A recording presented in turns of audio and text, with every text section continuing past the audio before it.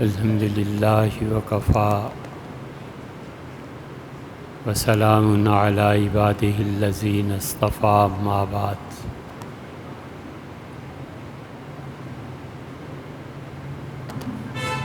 اللہ تعالیٰ نے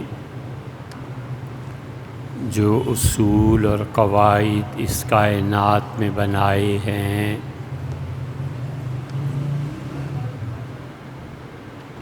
وہ کوئی معجزہ اور کرامت سرزد ہو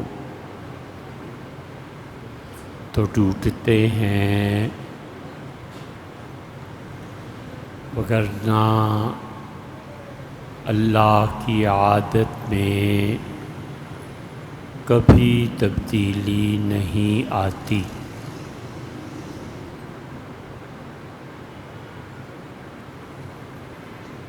اللہ نے یہ قاعدہ بنایا ہے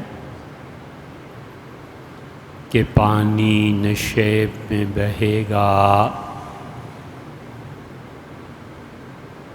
اور اللہ نے یہ قاعدہ بنایا ہے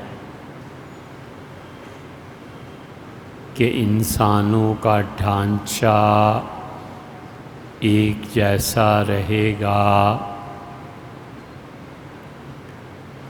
اور اللہ نے یہ قاعدہ اور طریقہ بنایا ہے کہ وہ سانچوں کو تبدیل کرتا رہے گا، اور اللہ کبھی بھی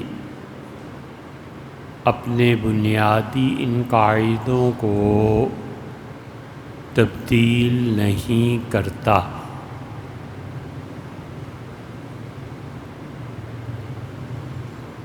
پانی ہمیشہ اترائی کی طرف جاتا ہے، اور معجزہ نبی علیہ السلام کا دکھانا ہو تو پانی کو روک کے سمندر میں راستہ بنا دیتے ہیں، اور فرعون غرق ہو جاتا ہے اور بنی اسرائیل نجات پاتے ہیں۔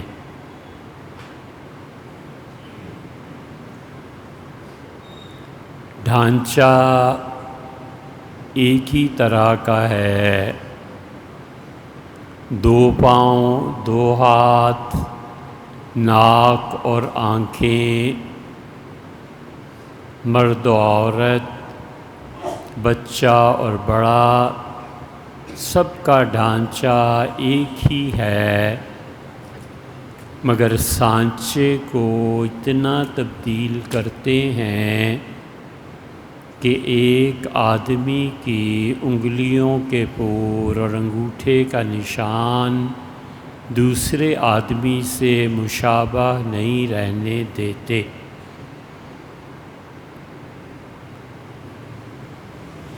لاکھوں کا مجمع ہو تو ڈھانچہ ایک ہی ہے، اور سانچے سب کے بدلے ہوئے ہیں، اور لاکھوں میں دو انسان بھی ایک شکل کے پیدا نہیں ہوتے۔ اللہ کی یہ سنت ہے،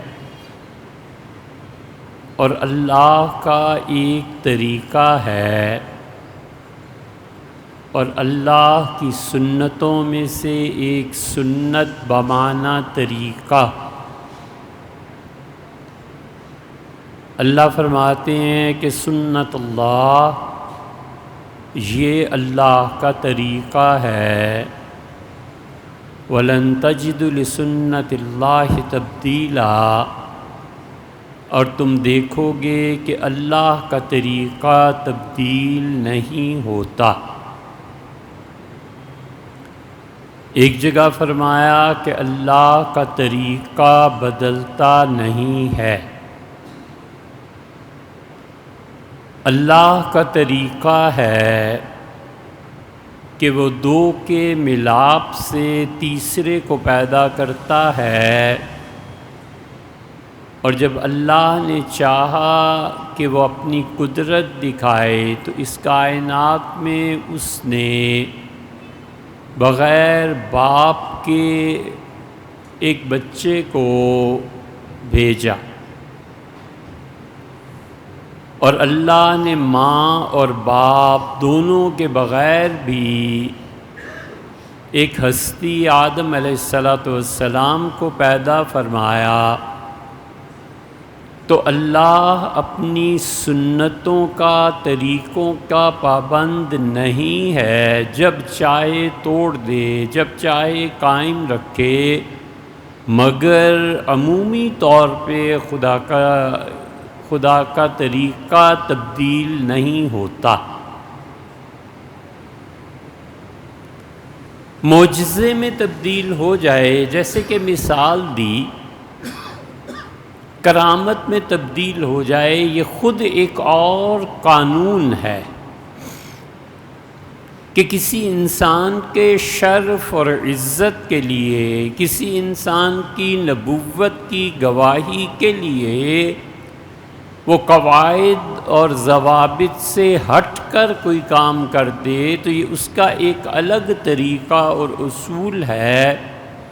اور اللہ کا اصول ایک یہ بھی ہے کہ کائنات میں ہر چیز کی کوئی نہ کوئی قیمت ہے۔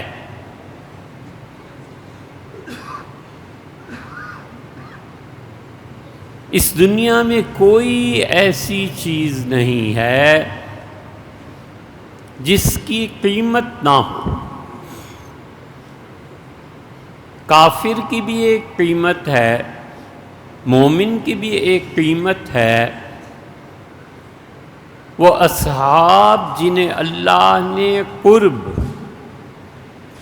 اور اپنی ذات پاک کے ساتھ خاص تعلق سے نوازا، ان کی بھی کوئی قیمت ہے، اور حتیٰ کہ انبیاء علیہ السلام کی بھی کوئی قیمت ہے۔ کائنات میں کوئی چیز ایسی نہیں ہے جس کی قیمت نہ ہو۔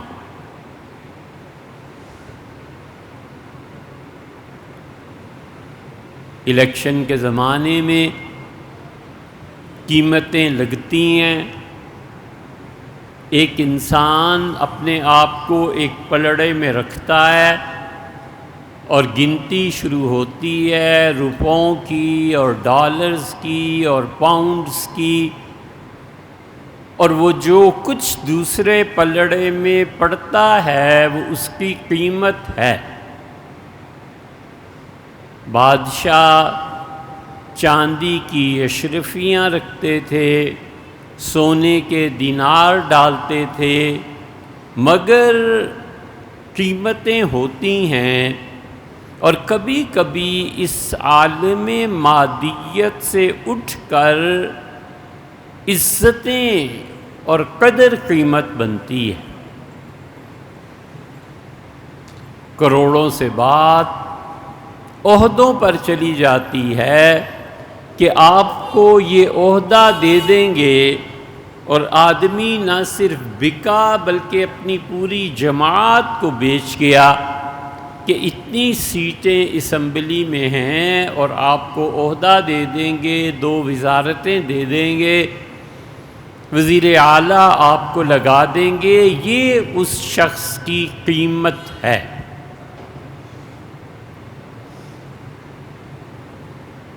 الاستذکار میں ابن عبد البر نے، جو بہت بڑے مالکی فقیہ تھے اور بہت بڑے محدثین میں شمار ہوتا ہے، موطا، وہ مالکی تھے اسپین کے، اور موطا امام مالک رحمۃ اللہ علیہ کی انہوں نے ایک مختصر سی شرح لکھی ہے، کوئی 24 جلدوں میں ہے، اور بڑے کام کی ایک بات، کئی باتیں مگر بڑے لوگ تھے، ایک ایک جملہ اور لفظ گنا نپا تلا تھا۔ انہوں نے نقل کیا ہے سیدنا علی رضی اللہ عنہ کا قول کہ سیدنا علی امیر المومنین رضی اللہ عنہ فرماتے تھے کہ جس انسان نے اپنی قیمت طے نہیں کی ہلک امراؤن، وہ سب سے زیادہ برباد ہوا۔ ہر انسان کی ایک قیمت ہے اور ہر انسان اپنی قیمت کے برابر میں بکتا ہے، اور جس آدمی نے اپنی قیمت طے نہیں کی وہ برباد ہوا، ہلاک ہوا۔ تو قیمتیں کبھی گنتی کی چیزوں میں، کروڑ اور اتنا سونا اور اتنے ہیرے، اور قیمت کبھی اقدار کی صورت میں، عہدوں کی صورت میں، اور مومن آدمی اپنی قیمت لگاتا ہے۔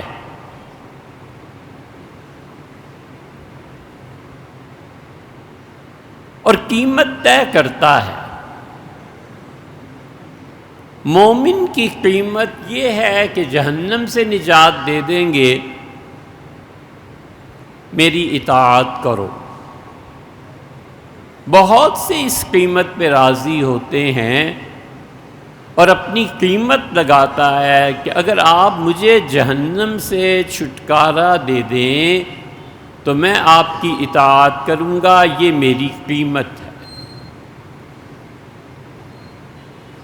مومن آدمی قیمت لگاتا ہے اور کہتا ہے کہ اگر ایک مرتبہ آپ کو دیکھ لوں مرنے کے بعد تو بس میرے لیے یہ کافی ہے۔ یہ اس نے قیمت لگائی ہے کہ میری قیمت یہ ہے، اور مومن کی قیمت جنت نہیں ہے، مومن کی قیمت جہنم سے بچاؤ نہیں ہے۔ مومن آدمی تو اس سے کہیں زیادہ قیمتی ہے۔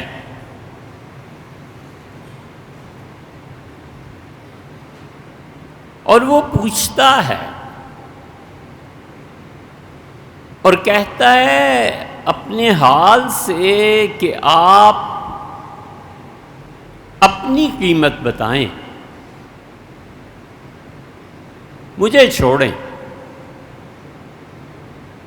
آپ اپنی قیمت بتائیں کہ کیا چیز پیش کروں اور آپ مجھے مل جائیں گے۔ میں اپنی اولاد پیش کروں، ذبح کر دوں، آپ خوش ہیں، میں اسماعیل کو ذبح کر دیتا ہوں، آپ ملیں گے نا؟ آپ اس پہ خوش ہیں کہ میں اپنی پوری زندگی آپ کی عبادت میں گزار دوں، آپ وعدہ کر لیں کہ آپ ملیں گے اور آپ کی زیارت اور رویت ہوگی۔ آپ اپنا طے کیجئے، آپ کیا کہتے ہیں؟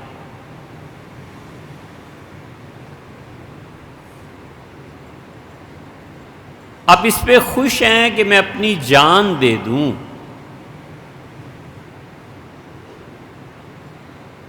مشکل ہیں اگر حالات وہاں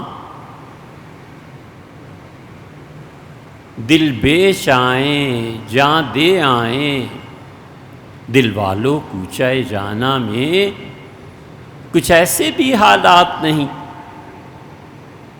آپ اس پہ خوش ہیں کہ میں شہید ہو جاؤں پھر آپ ملیں گے؟ آپ کی قیمت ہے کیا؟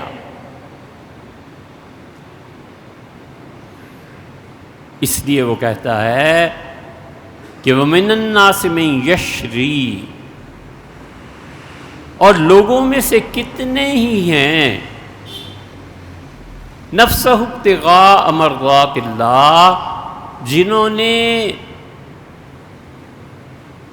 مفہوم یہ ہے کہ میری خوشی کے لیے اپنے آپ کو قربان کر دیا کہ میں اس جہان سے گزر جاتا ہوں، آپ کے راستے میں شہادت طلب کر لیتا ہوں، ساری زندگی آپ کی اطاعت کرتا ہوں، لکھتا ہوں، پڑھتا ہوں، کچھ کرتا ہوں آپ کے لیے، یہ میری قیمت مقرر کردہ ہے، آپ اس پہ خوش ہیں کہ مجھ سے ملیں گے، آخرت میں جنت سے بھی بالا ہو کے تمہاری رویت ہوگی، تم ملو گے اے پروردگار، میں ان سب چیزوں کو کرنے کو تیار ہوں، تو اپنی قیمت بتا، تیری کیا قیمت؟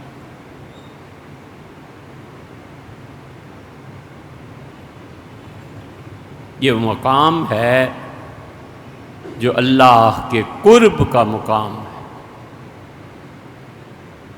کیا خوبصورت بات امیر خسرو نے کہی، اور خسرو کیوں نہ کہتے، عمر گزری تھی حضرت نظام الدین اولیاء رحمۃ اللہ علیہ کی خدمت میں، اور بدایوں میں تھے، اور دہلی سے انتقال کی خبر پہنچی، اور منزلیں مارتے ہوئے پہنچے، اور کہا سبحان اللہ، سورج غروب ہو گیا اور میں ابھی تک جیتا ہوں، 6 ماہ قبر پہ گزارے اور وہیں انتقال ہو گیا، اور تدفین بھی خسرو کی وہیں ہوئی۔ فنا تھے حضرت نظام الدین اولیاء رحمۃ اللہ علیہ میں، اتنی فنائیت تھی اپنے پیر و مرشد میں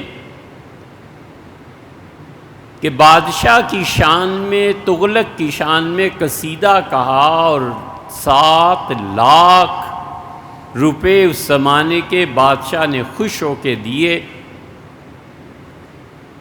اور لدے چلے آ رہے ہیں جانور ان کے ساتھ، اور ایک آدمی ملا، دیکھا اور پہچان گئے، اور فرمایا یہ تمہارے ہاتھ میں کیا ہے؟ اس نے کہا میں نے بہت سنا تھا حضرت نظام الدین اولیاء رحمۃ اللہ کے متعلق، آج ان کی خدمت میں حاضر ہوا اور عرض کیا کہ گھر میں کچھ ضروریات ہیں، پیسے دے دیں، تو فرمایا جب کچھ آئے گا تو دے دیں گے۔ میں نے بہت صبر کیا، انتظار کیا، جب زیادہ اصرار کیا تو فرمایا میرے یہ جوتے ہیں، یہ لے جاؤ، میرے پاس تو کچھ نہیں۔ خسرو رحمۃ اللہ علیہ جانتے تھے کہ شیخ یہ جوتے پہنتے ہیں، اس سے کہا کہ یہ بیچ دو۔ اس نے کہا قیمت؟ اس نے کہا قیمت تو میں ادا نہیں کر سکتا، شیخ کے جوتے ہیں، یہ 7 لاکھ لیتے ہو؟ وہ حیران رہ گیا، سمجھا کہ مذاق کر رہے ہیں۔ خسرو نے جوتے لے کے سر پہ رکھے اور چل پڑے اور کہا سب لے جاؤ، مجھے اس 7 لاکھ سے کہیں زیادہ عزیز یہ چیز۔ فنا تھے۔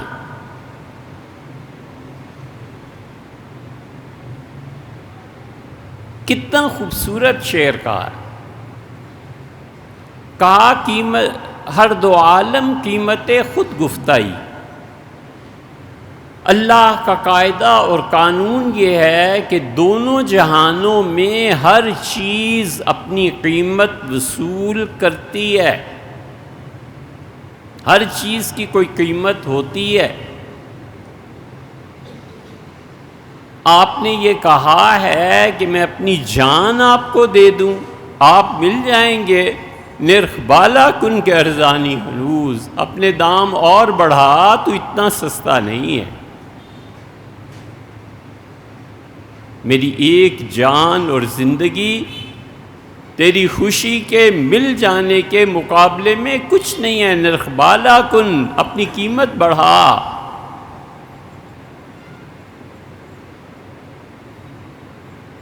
اس لیے مومن کی قیمت کیا ہے؟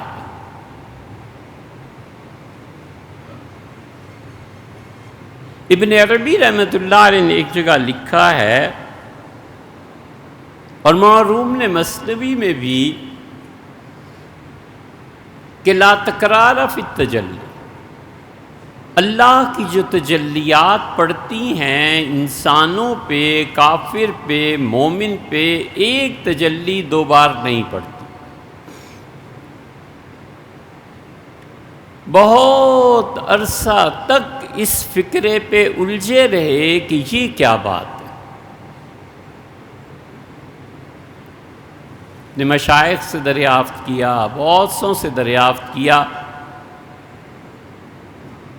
لیکن یہ معمہ حل نہ ہوا اور یہ گتھی نہ سلجھی۔ آخر توفیق عزدی شامل حال ہوئی اور یہ عقدہ کھلا کہ اللہ کی تجلیات کئی طرح کی ہیں، اور یہ صوفیہ مراقبات سکھاتے ہیں، اس میں خدا کی تجلیات صوفی پر پڑتی ہیں۔ صوفی پہ تجلی پڑتی ہے اور صبح اتنا شدید غصہ تھا کہ کائنات میں ہر چیز جو اس کے قبضے میں آ جائے فنا کر دے۔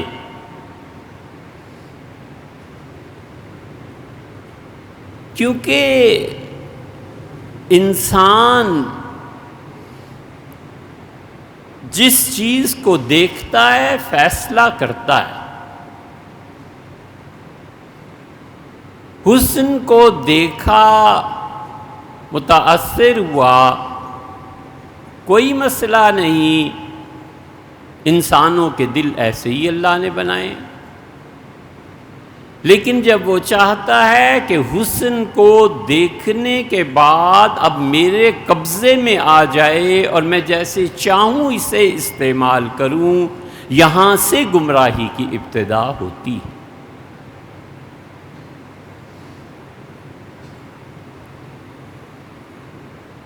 اس لیے صبح اللہ کی تجلی صبح غصے میں شام کو پڑتی ہے تو اگلے دن یہی یاد نہیں رہتا کہ مجھے بھی کبھی غصہ آتا تھا۔ جنس ہے۔ حضرت رسالت پناہ صلی اللہ علیہ وسلم سے کئی اکابر صحابہ کرام رضی اللہ عنہم جو بعد میں اکابر بنے، جب وہ جوان تھے تو انہوں نے کہا اللہ کے رسول اس جنس کا علاج بتائیں۔ تو حضور صلی اللہ علیہ وسلم نے عمومی طور پہ یا تو مختلف لوگوں کو مختلف جواب دیے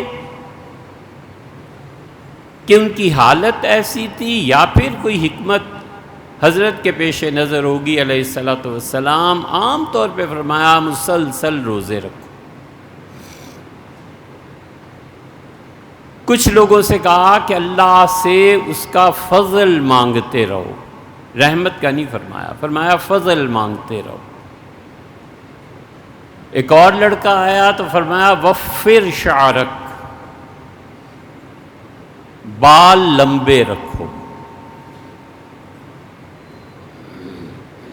محدثین نے اس حدیث کو روایت بھی کیا اور کچھ سے تردید بھی کی، لیکن یہ جو فرمایا کہ وفر شعرک، لمبے بال رکھو، تمہارے جنس کا یہ معاملہ حل ہو جائے گا، یا تو اسی کے لیے تھا یا پوری دنیا کے لیے قیامت تک کے لیے کا کچھ پتہ نہیں ہے۔ اور حضور صلی اللہ علیہ وسلم کی مراد بیان کرنا کوئی معمولی بات نہیں ہے، بس یہ فرمایا کہ وفر شعرک، لمبے بال رکھو۔ اللہ کی تجلیات پڑتی ہیں اور خیال تک سے نکل جاتا ہے کہ یہ چیز بھی کوئی کام کرنے کے۔ ابن عربی رحمۃ اللہ نے لکھا کہ اللہ کی تجلی میں تکرار نہیں ہوتی، یہ تھا الجھاؤ، اور مدتوں کے بعد توفیق عزدی سے یہ حل ہوا کہ اس کا مطلب ایک اور بھی ہے کہ اللہ کی ایک تجلی پڑتی ہے۔ اگر دنیا میں 8 ارب انسان ہیں تو 8 ارب تجلیات اللہ کی پڑتی ہیں، جس کی کوئی حد اور حساب نہیں ہے، اور وہ اللہ کی تجلی حسن عمل ہے۔ اور یہ حسن عمل ہر انسان کی قیمت ہے کہ تم یہ قیمت ادا کر دو۔ بس ہم نے تجلی کی ہے تم پہ، اور تم جہاد میں بہت حصہ لینے والے بہادر انسانوں، جاؤ لڑو، حق ادا کرو اس تجلی کا جو ہم نے تم پہ کی ہے، ہم تم سے راضی اور ہم تم سے خوش، تمہاری قیمت یہ۔ حسن عمل میں تکرار نہیں ہے بچوں، کیونکہ تجلی میں تکرار نہیں ہے، ایک پہ ایک ہی تجلی ہے۔ تم انجینئر ہو، اچھا ہم تمہیں توفیق دیں گے انجینئرنگ میں کمال حاصل کر لو، اس دنیا کو اپنی انجینئرنگ سے گل و گلزار بناؤ، خوبصورتی دو۔ اللہ جمیل، اللہ خوبصورت ہے اور اللہ خوبصورتی کو پسند کرتا ہے۔ ایک دروازہ ہے، اس کے ڈیزائن یوں بھی بن سکتا ہے یوں بھی بن سکتا ہے۔ محنت کرو، کام کرو، کوشش کرو، وہ جو تجلی تم پر حسن عمل کی پڑی ہے، تم اس حسن عمل کو پورا کرو، ہم تمہارے۔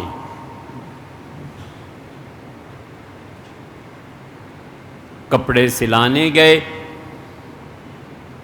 اس شخص پہ اللہ کی تجلی پڑی ہے کہ یہ انسانوں کو لباس پہنائے گا، اور شرم حیا جو دین کی اصل ہے، یہ انسان اس میں کائنات میں اضافہ کرے گا، اور وہ گول بٹن کی بجائے چوکور لگا دیتا ہے، سادے کی بجائے فیشن کا لگا دیتا ہے، سفید کی بجائے رنگین لگا دیتا ہے۔ آنے والا خوش ہوتا ہے اور کہتا ہے واہ صاحب کیا کپڑا سلا ہے، یہ جو اس نے اچھا کپڑا سی دیا، یہ اللہ کی تجلی اس کی روح پر پڑی ہے کہ تم عمر بھر یہی کام کرتے رہنا، اور تم اس کو اعلیٰ ترین درجے تک پہنچاؤ گے، ہم تمہیں مل جائیں گے، ہم خوش ہوں گے کہ تم نے تکوینی طور پر جو ہمارا حکم ہوا تھا اس کو پورا کیا۔ اس لیے ہر انسان کی قیمت، ایک پلڑے میں انسان، دوسرے پلڑے میں درہم، دینار، پیسہ، ڈالر، پاؤنڈ، ین، کچھ نہیں، عہدہ اور اقدار کچھ نہیں، دوسرے پلڑے میں حسن عمل ہے جو انسان کی جنس میں سے ہے۔ اسے بتایا کہ تم اپنے حسن عمل پر غور کرو، اپنا حسن عمل لا کے دو۔ ہم نے تمہیں شاعری دی ہے، اس شاعری کو کمال تک پہنچا دو، ہم تم سے خوش اور راضی۔ اس لیے ہر آدمی سے جو مطلوب ہے، اسی لیے سیدنا علی رضی اللہ عنہ نے کہا کہ قیمت و امرئن، ہر آدمی کی قیمت ما یحسن عمل، وہ ہے جو وہ عمل کرتا ہے، یہ حسن عمل اس کی قیمت ہے۔ اس حسن عمل کے صدقے میں، اس کے نتیجے میں اللہ کی خوشی حاصل ہو جائے گی۔ اور خسرو کہتے ہیں کہ آپ میرے اچھے کام کو دیکھ کے خوش ہوں گے، مجھ سے راضی ہوں گے، آپ کو دیکھنے کی یہ قیمت ہے۔ نرخ بالا کن کے ارزانی ہنوز، میری جان 100 جانیں تجھ پہ قربان، تو اپنی قیمت بڑھا، اتنا سستا نہیں ہے، تو تجھ سے کہیں بالا۔ اسی لیے اللہ انسانوں کو کہتا ہے کہ دیکھو تم میں وہ لوگ، وَمَن يَشْرِي نَفْسَهُ ابْتِغَاءَ اللَّهِ، جس آدمی نے اپنی جان اللہ کے راستے میں دے دی کہ میری خوشی کو حاصل کرے، اللہ اپنے بندوں پر بڑا مہربان ہے، ہم خوش ہیں۔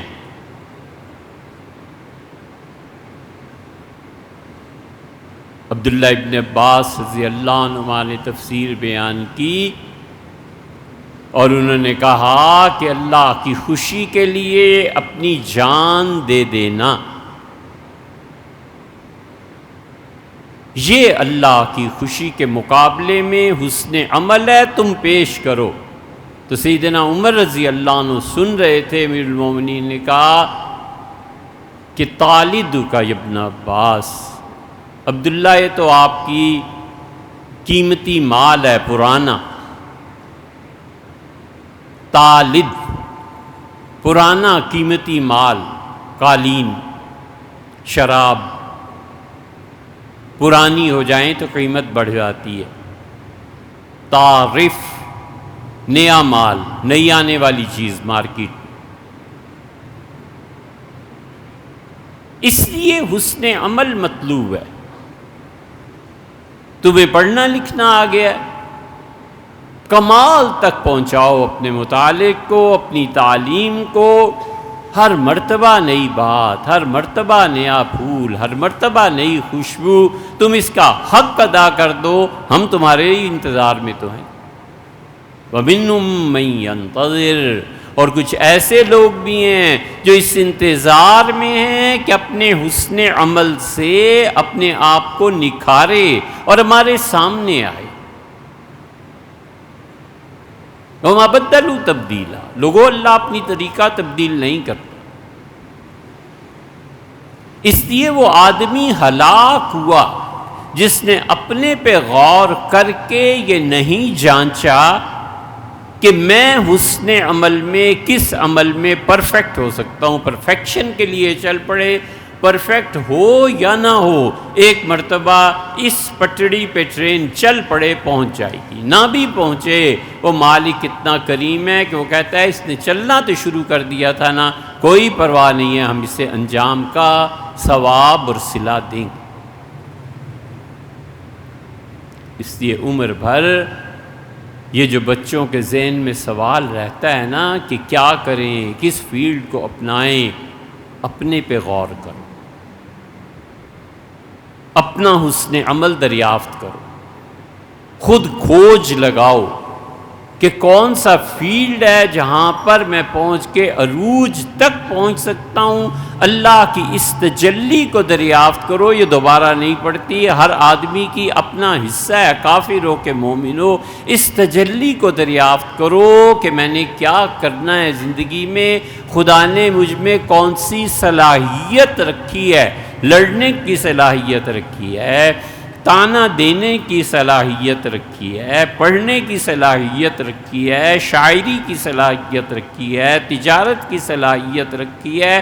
8 ارب آدمی ہے تو 8 ارب اللہ نے ان پہ تجلیات ڈالی ہیں۔ اس حسن عمل میں جو جس سے بڑھ جائے اتنا ہی اللہ کا قرب پاتا۔